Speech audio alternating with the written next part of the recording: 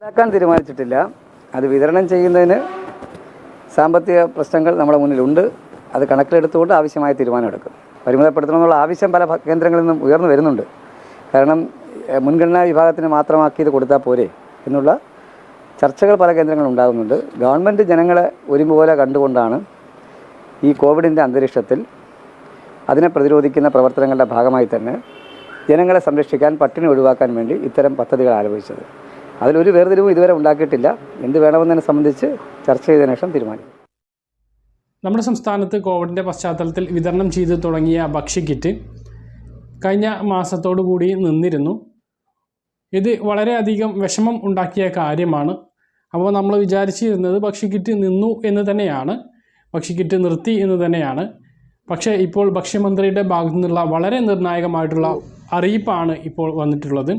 അതായത് ഭക്ഷ്യക്കിറ്റ് നിർത്തിയിട്ടില്ല, ഭക്ഷ്യക്കിറ്റ് ഇനിയും തുടരും എന്നാണ് അദ്ദേഹം പറഞ്ഞിട്ടുള്ളത്. അതോടൊപ്പം തന്നെ BPL റേഷൻ കാർഡിൽ മാത്രമായിട്ട് ഭക്ഷ്യക്കിറ്റ് വിതരണം ചെയ്യണം എന്നുള്ള നിർദ്ദേശങ്ങളുമുണ്ട്. അത് സംബന്ധിച്ചാണ് ഈ ഒരു വീഡിയോയിൽ വ്യക്തമാക്കുന്നത്. വീഡിയോ മുഴുവനായിട്ടും കാണുക. ആദ്യമായിട്ട് കാണുന്ന ആളുകളുള്ള ഇൻഫർമേഷൻ ലഭിക്കാൻ വേണ്ടി ചാനൽ സബ്സ്ക്രൈബ് ചെയ്ത് ബെല്ലൈക്കൺ എനേബിൾ ചെയ്ത് നോക്കുക.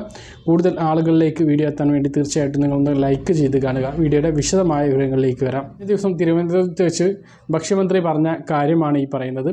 അതായത് പ്രമുഖ മാധ്യമങ്ങളിൽ ഭക്ഷ്യക്കിറ്റ് വിതരണം നിർത്തി എന്നുള്ള തരത്തിലുള്ള വാർത്തകൾ വന്നിരുന്നു. ഇതിനെതിരെയാണ് ഭക്ഷ്യമന്ത്രി നേരിട്ട് രംഗത്ത് വന്നിട്ടുള്ളത്. ഭക്ഷ്യക്കിറ്റ് വിതരണം നിർത്തി എന്നുള്ള വാർത്ത അടിസ്ഥാനരഹിതമാണ്. അത്തരത്തിലുള്ള തീരുമാനം സർക്കാർ എടുത്തിട്ടില്ല. ഭക്ഷ്യക്കിറ്റ് വിതരണം നിർത്താനുള്ള ഒരു ആലോചനയും സർക്കാരിനില്ല എന്നാണ് ഭക്ഷ്യമന്ത്രി പറഞ്ഞത്. നിലവിൽ സാമ്പത്തിക പ്രതിസന്ധി ഉള്ളതുകൊണ്ടാണ് ഇപ്പോൾ ഭക്ഷ്യക്കിറ്റ് വിതരണം ചെയ്യാത്തത്. ഭക്ഷ്യക്കിറ്റ് വിതരണം തുടരാൻ തന്നെയാണ് സർക്കാരിൻ്റെ ആഗ്രഹമെന്നും അദ്ദേഹം പറഞ്ഞു.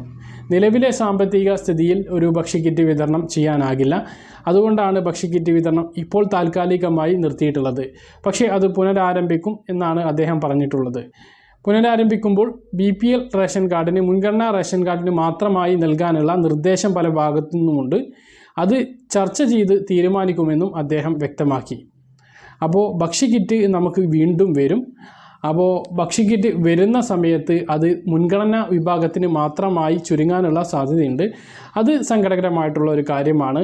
മുൻഗണനാ റേഷൻ കാർഡിന് മാത്രമായി ഭക്ഷ്യക്കിറ്റ് ചുരുങ്ങുമ്പോൾ അത് വളരെയധികം വേദന ഉണ്ടാക്കുന്ന ഒരു കാര്യമാണ്. ഒരു വിഭാഗത്തിന് മാത്രം ഈ ഒരു ഭക്ഷ്യക്കിറ്റ് ലഭിക്കുക. അരിയുടെ കാര്യമൊക്കെ അങ്ങനെ തന്നെയാണ്.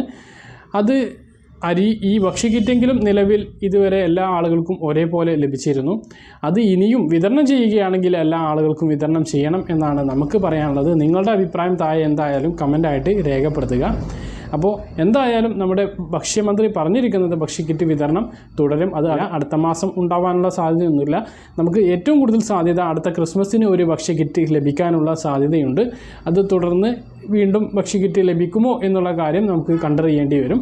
അപ്പോൾ ഈ ഒരു അറിയിപ്പാണ് ഈ ഒരു പ്രധാനപ്പെട്ട അറിയിപ്പാണ് ഈ ഒരു വീഡിയോയിൽ നിങ്ങളുമായി പങ്കുവെക്കാനുള്ളത്. പറഞ്ഞ കാര്യങ്ങൾ കൃത്യമായിട്ട് മനസ്സിലായിട്ടുണ്ടാകുമെന്ന് കരുതുന്നു.